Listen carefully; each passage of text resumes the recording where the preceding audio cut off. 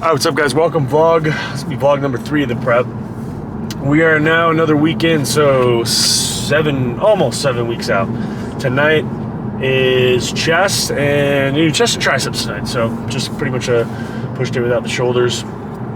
Did it actually this week, kind of a bigger drop to my food after that high carb from the last video.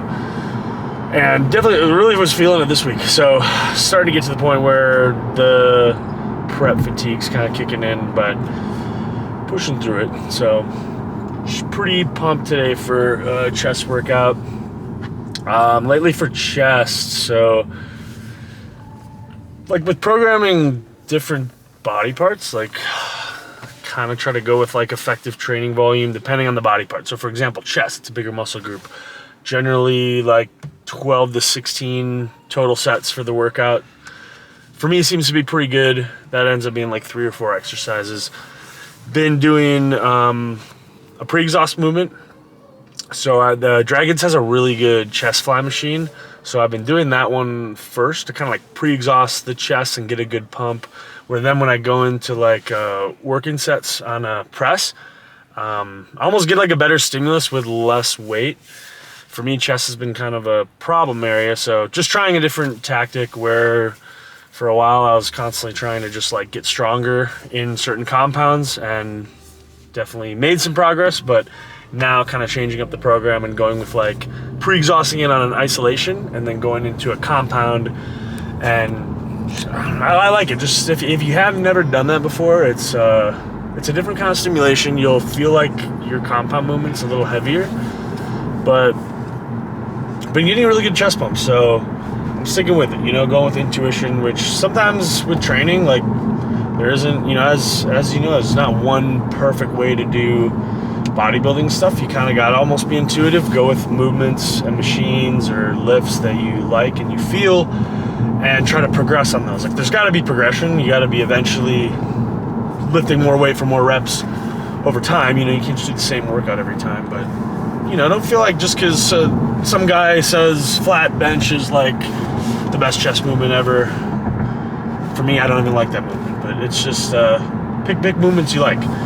Big movements that you feel a good contraction on. Like if you do a movement and you get a really good pump, that's probably a really good movement for you. You're probably getting a lot of good activation. You probably have a lot of good connection with that movement.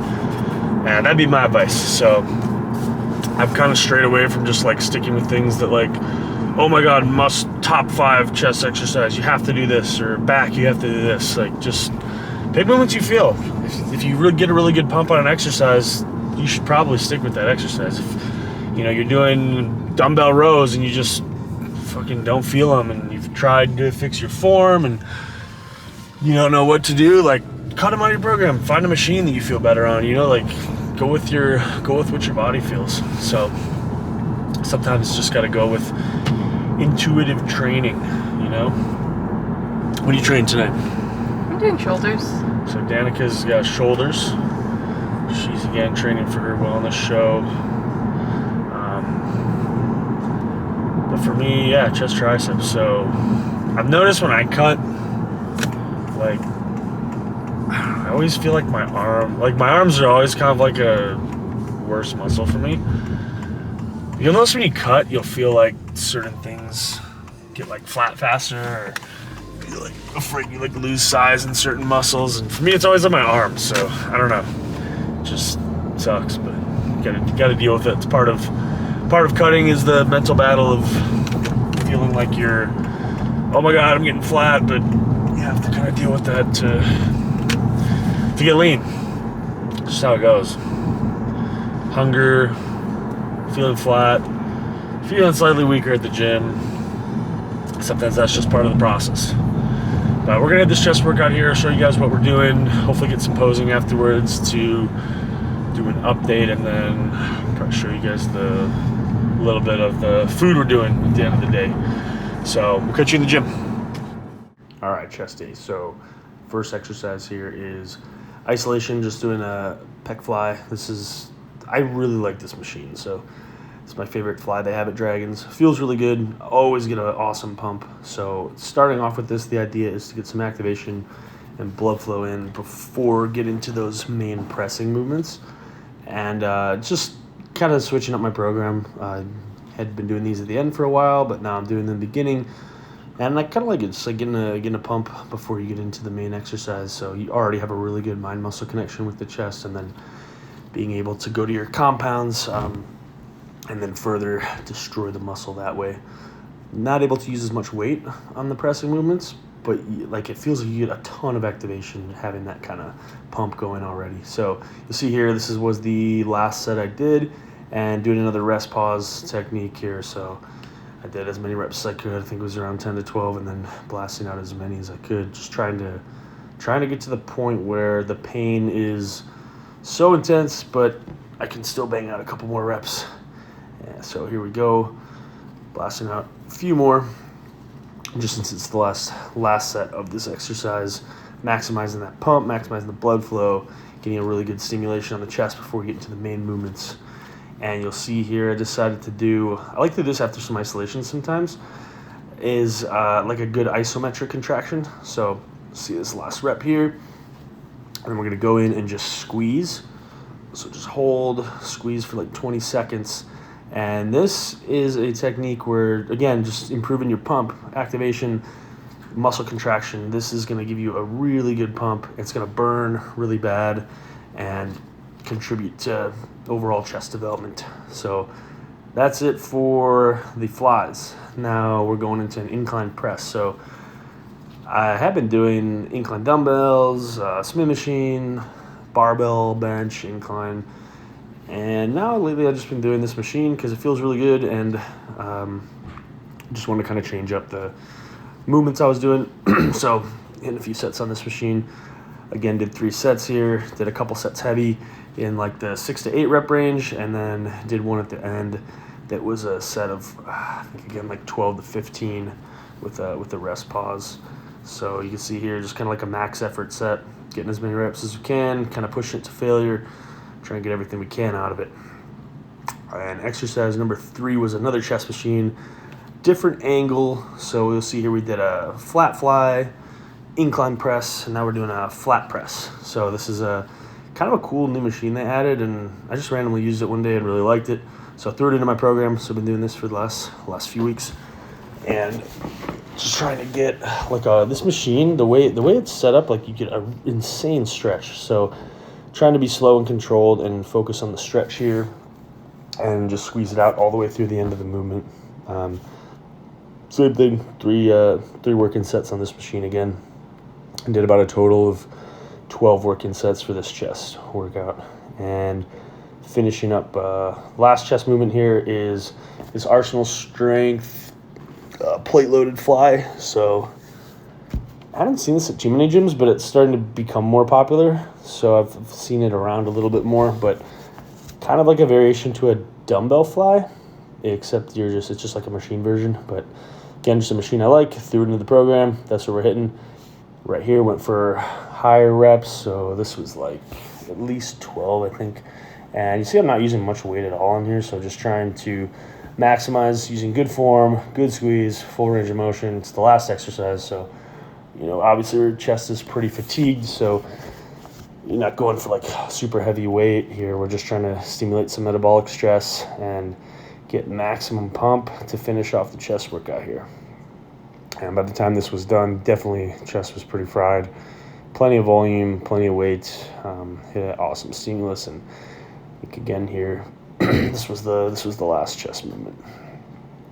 So after this, we're gonna go into triceps, but we did a rest pause again. So the thing again is just because it was the last exercise, last chest exercise of the day, decided to just blast out a few more reps.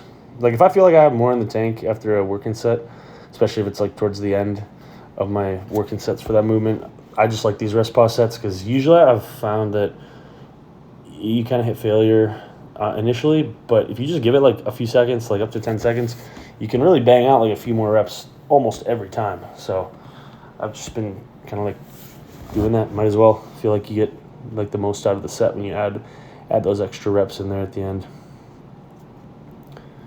But this machine is great. I'm just probably one of the best stretches for an incline machine I've used. And now we're done with chest, so triceps. This is I actually haven't done this movement in a long time, but I was trying to find a good single arm movement to do. And this used to be like a staple. I used to really like this one a lot. Always gives a good pump, good stretch. So this is just a single arm overhead tricep extension. So I haven't been doing a lot of single arm stuff, and for me, like, my triceps are already kind of imbalanced. So I added a single arm into the program today. Just an old favorite exercise. And pretty much, I think we're going, like, again, kind of higher, like at least 10 reps on these. Not really a great exercise to try to go super heavy on, because you're already kind of in like a risky position. So just maximizing the quality reps here and going for just a really good pump. I think I was only using like 30-pound dumbbells or something like that, 35 maybe at the most. But for triceps, we were just doing, since we did chest and already did a few pressing movements, not a ton of volume on the triceps because I have an arm day later in the week. So I only did two tricep exercises here. This is going to be about 3 sets here, and then I think I did 3 sets on the next one. But overhead movement is nice because this will work on like the long head, which is like the real meaty head of your tricep. So I think if you're ever doing a tricep workout in general, you should always include an overhead movement. It just seems to hit that biggest part of the tricep, and I just honestly feel a really good contraction on any overhead movement. Like, I think it's for triceps the best way you can get a really good stretch. So my recommendation, throw one overhead movement in every time you do a tricep workout. And here we're just finishing with just like a standard pull down, or push down, cable push down. So the thing I like about Dragons 2 is they have a lot of different attachments. So this attachment feels really good. I kind of go with like the body position where I'll just feel the tricep stretching, contracting the best. I mean, obviously there's really no perfect way to do a tricep push down. Some people like standing straight up. I kind of like being a little far away from the machine, where this kind of emphasizes at the bottom of the movement there'll be a lot of tension. So really trying to focus on getting all the way through the movement, kind of almost holding that squeeze at the end for a second. But this was the last set of these, and pretty much pushed it to failure here, ending it with another rest pause set. Just kind of hitting as many reps as I can. It's the last set of triceps, so sometimes it's hard to stop doing movements because you kind of end up chasing that pump. Like, you just want to keep your pump going, but had to wrap it up at this point. Had a pretty good hit, enough volume, good stimulus. Not trying to blast it so hard that body just gets too thrashed and can't recover properly. So effective training volume. But find a good attachment for this is key. So here we have some posing. Just give you guys an update. This is 7 weeks out. Hopefully looking a little bit leaner than last time. But give you guys an update on where we're at here. So posing is definitely, I try to practice most nights because it's something that you really can't practice enough, and you're never really perfect at, or never really feel like, you always feel like you can be better at posing. So if you're competing, if you're ever aspiring to compete, just get into the habit of practicing posing after you work out. So even if it's just for like 10 minutes or something, just hitting your mandatories. Because a lot of people you'll see on stage, like sometimes people just don't practice their posing much, and it really shows. So very important, very difficult, but it's kind of a fun part of training too, is practicing the posing. So back here, definitely for me, back again, just kind of tends to come out last. So as far as like conditioning, I feel like my front side looks a little bit leaner than the back side, but abs and thighs, this is for me like decent pose, like shows out the quads pretty good. Midsection's getting tighter. So if you are doing posing videos too, it's actually a good way to kind of monitor your progress. Like, if you can do posing videos in a consistent place over time, go back to those, whether it's like 6 months later, a year later, it's good to have kind of like a diary of posing videos or posing pictures, just to see your progress and stuff. But here we got a couple favorite classics. Still deciding which ones I like the best, but at this point kind of just messing around and trying to pick which ones look okay. Whether to do like a vacuum, whether to fully contract the abs. That's all still stuff I gotta decide. But basically just, it's kind of cool about Classic is you can pick what poses you want to do as your favorite Classic ones. That's it for the chest tricep day. So we're back home now. I'd say overall was pretty good lift. It's kind of at the point where I'm having to lower the weights a little bit on some exercises just because as I'm losing body weight, I notice I'm starting to lose strength, but pumps are still really good. Just having to adjust the weight slightly to still stay in like the rep range I'm trying to do. All those exercises was about three working sets per exercise, kind of adjusting the weight to stay in the rep range I was going for. For the most part, I usually almost everything kind of the 8 to 12 rep range, more that the hypertrophy rep range. And cream of rice here. So this is, every time I make a video it ends up being like kind of like a higher carb day, but this is again same meal as last time. 100 grams of carbs from cream of rice comes out to like 130 grams measured of cream of rice, and then this was 6 ounces of chicken. So fueling up with that tonight. Gonna have one more carb meal tonight that'll be same thing, like 100 carb.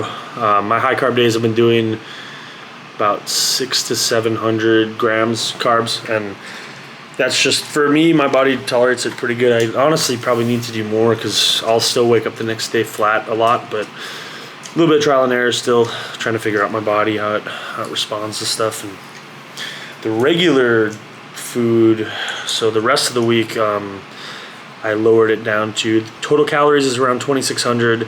That comes out to 60 fat, I think protein was about 290, so doing about 1.5 grams per pound, a little bit higher. And then I think it was 225 carbs, something like that. So I lost 3 pounds this week, so probably gonna keep it the same. Weight loss has been on point there, so fat loss has been on point. As you lose weight when you're doing a diet, you're gonna have to kind of taper down your food. There's a lot of different ways to do your diet. You know, sometimes people will have high carb days, low carb days, carb cycling. For me, I like keeping it real simple, where I'll just keep pretty much the same macros every day, stay in the constant deficit, monitor my weight, try to drop anywhere between, like around 2 pounds a week is pretty good, especially because right now I still have a decent amount to drop yet.